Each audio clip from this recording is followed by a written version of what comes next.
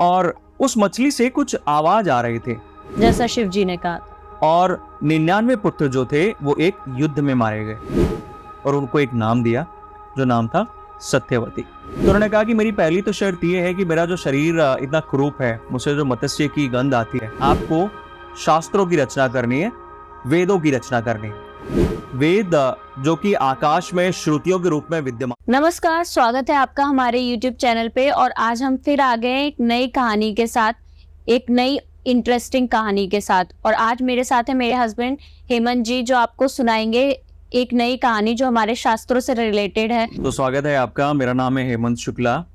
तो शास्त्रों की कहानियाँ क्या होती है ना कि काफ़ी ऑथेंटिक होती है और ये हमें हर जगह नहीं मिलती, और शास्त्रों से लेके ही आपको कहानी सुनाई जाए, यही हमारा प्रयास है।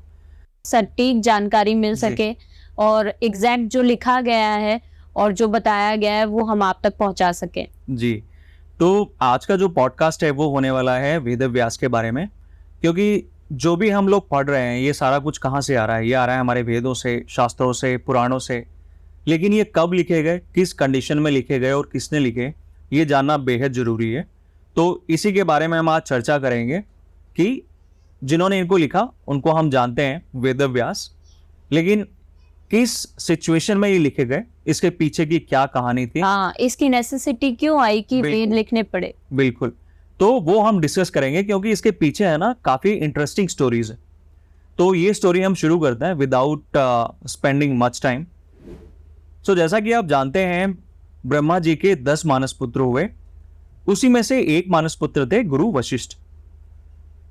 गुरु वशिष्ठ के 100 पुत्र हुए और 99 पुत्र जो थे वो एक युद्ध में मारे गए। उस युद्ध की संक्षिप्त इंफॉर्मेशन मैं आपको यहां दे देता हूं, शॉर्ट इंफॉर्मेशन। गुरु वशिष्ठ के पास एक कपिला गाय थी। कपिला गाय जो कि समुद्र मंथन से प्राप्त हुई थी, वो गुरु वशिष्ठ के पास थी। विश्वामित्र जो कि एक समय पर राजा के रूप में थे, उनकी किसी बात को लेकर इनसे कहा सुनी हो गई या अनबन हो गई गुरु वशिष्ठ के साथ। विश्वामित्र एक राजा के रूप में गुरु वशिष्ठ के यहां अपनी सारी सेना को लेकर पहुंच गए। गुरु वशिष्ठ क्योंकि गुरु के रूप में थे, उन्होंने आदर सत्कार किया, सबको, सेना को भोजन करवाया, और जबकि वो बहुत ही विशाल सेना थी। विश्वामित्र जो कि राजा के रूप में थे, उन्होंने पूछा कि मेरी इतनी विशाल सेना है, आप एक झोपड़ी में रह रहे हैं और कैसे आपने इतने सारे लोगों को भोजन करवा दिया? तो उन्होंने कहा कि मेरे पास ये कपिला गाय है और ये कपिला गाय ही है और इसी की वजह से ये सब संभव हो पाया। तो जो कपिला गाय थी वो हर इच्छा पूरी करती थी, इसका मतलब आप कुछ चाहे तो वो देती थी, इच्छा पूर्ति करती थी जी, आपकी। कपिला गाय जो थी वो काफी कैपेबल थी चीजें देने के लिए या संपूर्णता प्रदान करने के लिए। लेकिन उस पर अभी नहीं जाएंगे, बिकॉज वो टॉपिक बहुत बड़ा हो जाएगा, क्योंकि वो समुद्र मंथन से जुड़ेगा। और तो इसको थोड़ा कट शॉर्ट रखते हैं, बिकॉज अभी हमें वेद व्यास की जर्नी के बारे में बात करनी है, या वेद या शास्त्र कैसे लिखे गए उसके बारे में बात करनी है। तो विश्वामित्र जो कि एक राजा के रूप में थे, तो उन्होंने कहा कि ठीक है, कपिला गाय अगर इतनी कैपेबल है तो ये हमें चाहिए, हमारी प्रजा के लिए चाहिए। गुरु वशिष्ठ ने उसको देने से मना कर दिया और इसी बात को लेकर दोनों में युद्ध हुआ। और युद्ध कहते हैं कि कई वर्षों तक चला, और उस युद्ध में गुरु वशिष्ठ के 99 पुत्र मारे गए और एक पुत्र बचा जिनका नाम था शक्ति।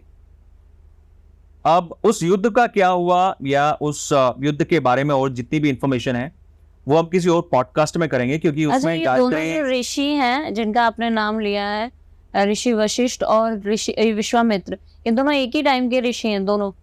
तो जो विश्वामित्र ऋषि के रूप में यहाँ बात नहीं हो रही है, अच्छा। किसी एक समय में वो एक राजा के रूप में थे। अच्छा। उसके बाद वो विश्वामित्र गुरु बने या ऋषि बने। तो उस युद्ध में क्या हुआ या उस युद्ध का क्या नतीजा रहा और उसमें गायत्री माता का क्या योगदान रहा है, क्या भूमिका रही, क्योंकि वो भी एक अच्छी स्टोरी है, तो वो किसी और पॉडकास्ट में हम डिस्कस करेंगे।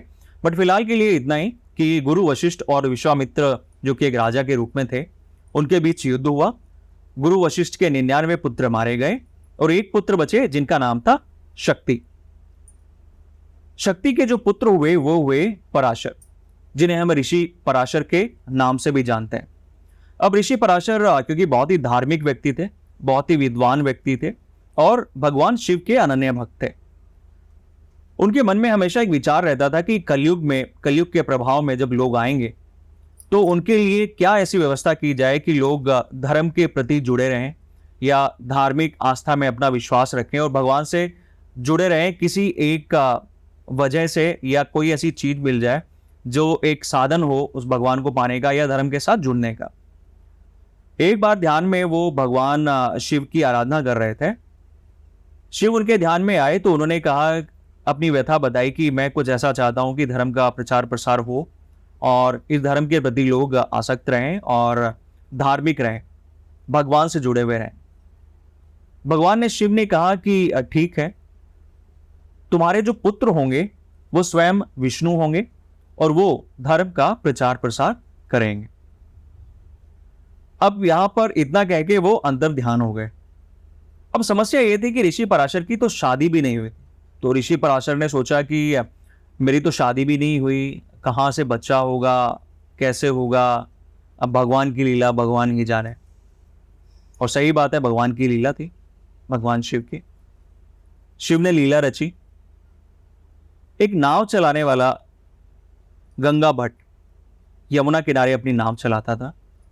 गंगा भट्ट के भी कोई संतान नहीं थे और वो भी भगवान शिव का अनन्य भक्त था।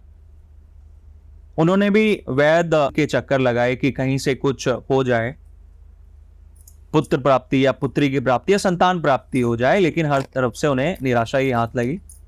शिव के भक्त थे, शिव से रोज आराधना और प्रार्थना किया करते थे कि उन्हें एक संतान की प्राप्ति हो जाए। एक बार वो नाव लेके यमुना जी में गए मछली पकड़ने। उस दिन जाल में एक बहुत बड़ी मछली फंसी। उस मछली को लेके जब वो घर आए तो बहुत ही विशालकाय मछली थी। सब अचंभे में थे कि इतनी बड़ी मछली, और उस मछली से कुछ आवाज आ रहे थे। तो वो और अचंभित हो गए जो गंगा भट्ट जी थे। तो उन्होंने उसका पेट चीरा। जब मछली का पेट चीरा तो उसमें उन्हें एक पुत्री दिखाई दी या लड़की दिखाई दी, कन्या, क्योंकि मत्स्य के पेट से वो निकली थी। रंग उसका काला था। गंगा भट्ट ने उसे अपने पुत्री के रूप में अपना लिया और उसका नाम रखा मत्स्यगंधा, क्योंकि मछली के पेट से निकली थी और मछली की उसमें गंध आ रही थी। स्पेशल केस था आज के हिसाब से। मछली के पेट से उत्पन्न हुई बच्ची या कन्या, मत्स्य कन्या, मत्स्यगंधा, क्योंकि उसमें मछली की गंध आती थी। तो जैसी पैदा हुई, जिस प्रकृति में पैदा हुई, उसी के अनुरूप उसका नाम रख दिया गया मत्स्यगंधा। अभी बहुत ही इंटरेस्टिंग स्टोरी होने वाली है, अभी आप इसको सुनते रहिएगा, बहुत ही ट्विस्ट है इसमें।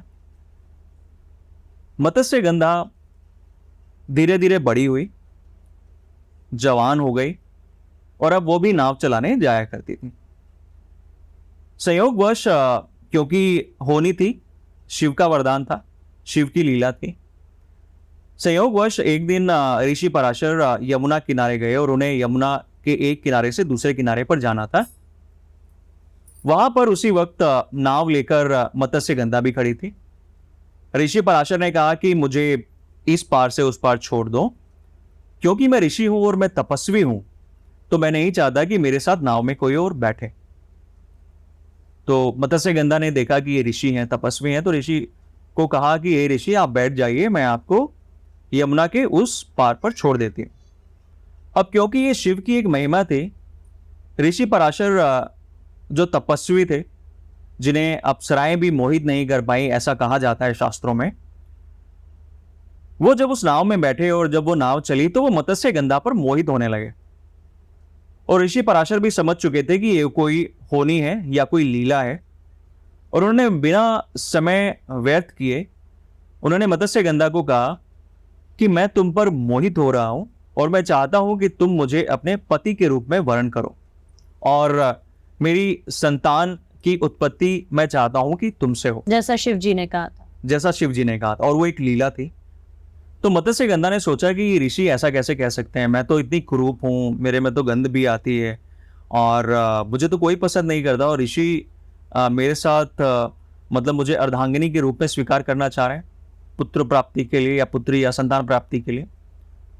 तो मत्स्य गंधा ने ऋषि को कहा कि हे ऋषि, मेरा नाम ही मत्स्य गंधा है, मैं तो मछली की तरह, मुझसे बदबू आती है, मेरा शरीर भी काला है, कुरूप हूँ, मैं आपके साथ कैसे संतान उत्पत्ति के लिए जा सकती हूँ?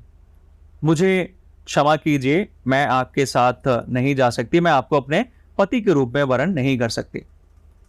अब क्योंकि ऋषि पराशर तपस्वी थे, ऋषि थे, तेज भी था उनमें, तो उन्होंने कहा कि अगर तुमने मुझे अपने पति के रूप में वरण नहीं किया तो मैं तुम्हें श्राप दे दूंगा। अब जब श्राप की बात मत्स्य गंधा ने सुनी तो ऑब्वियसली कोई भी सुनेगा तो उसे लगेगा कि ठीक है। और ऋषियों की वाणी वैसे भी व्यर्थ नहीं जाती थी। बिल्कुल बिल्कुल नहीं जाती थी उस वक्त। तो उन्होंने कहा कि ठीक है ऋषि, मैं आपके साथ संतान उत्पत्ति के लिए आपको अपने पति के रूप में वरण करने को तैयार हूं, लेकिन मेरी कुछ शर्तें हैं। तो ऋषि पराशर ने कहा कि बताइए आपकी क्या शर्तें हैं? तो उन्होंने कहा कि मेरी पहली तो शर्त यह है कि मेरा जो शरीर इतना कुरूप है, मुझसे जो मत्स्य की गंध आती है, आप मुझे एक सुंदर शरीर दीजिए और इस मत्स्य की गंध को हमेशा के लिए हटा लीजिए और सुगंधित जो सुगंध है वो मुझसे प्रवाहित हो, कुछ ऐसा कीजिए। और दूसरी कंडीशन या शर्त मेरी ये है, मैं अपने घर पर जा नहीं सकती क्योंकि मुझे पता है आप संतानोत्पत्ति के बाद मुझे त्याग देंगे, तो मैं नहीं चाहती कि संतानोत्पत्ति के बाद मेरा कौमार्य भंग हो, कोई कलंक मुझ पे लगे। और तीसरा, जो भी संतान उत्पन्न हो वो धार्मिक हो, धर्म का प्रचार प्रसार करे। ऋषि पराशर ने तीनों शर्तें मान ली और उनको वरदान दे दिया जो उन्होंने मांगा था। घाट के उस पार पहुंचते ही यमुना के, जैसे ही वो नाव से उतरी मत्स्य गंधा, वो एक सुंदर स्त्री के रूप में परिवर्तित हो गए। सुंदर स्त्री के रूप में जब परिवर्तित हो गई तो उनसे जो सुगंध थी वो अच्छे फूलों की तरह सुगंध उनमें से आने लगी।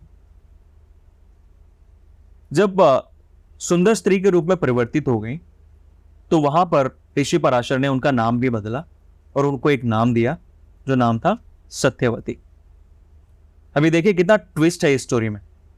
सत्यवती, ये वही सत्यवती जिनका नाम आपने सुना होगा महाभारत में। अच्छा, महाभारत की शुरुआत जिस सत्यवती से हुई थी वो सत्यवती। जी, तो जो ये सत्यवती थी शांतनु की पत्नी हुई और महाभारत में इनका बहुत बड़ा योगदान है। जब आप पढ़ेंगे इन्हें तो वो स्टोरी एक अलग चलेगी।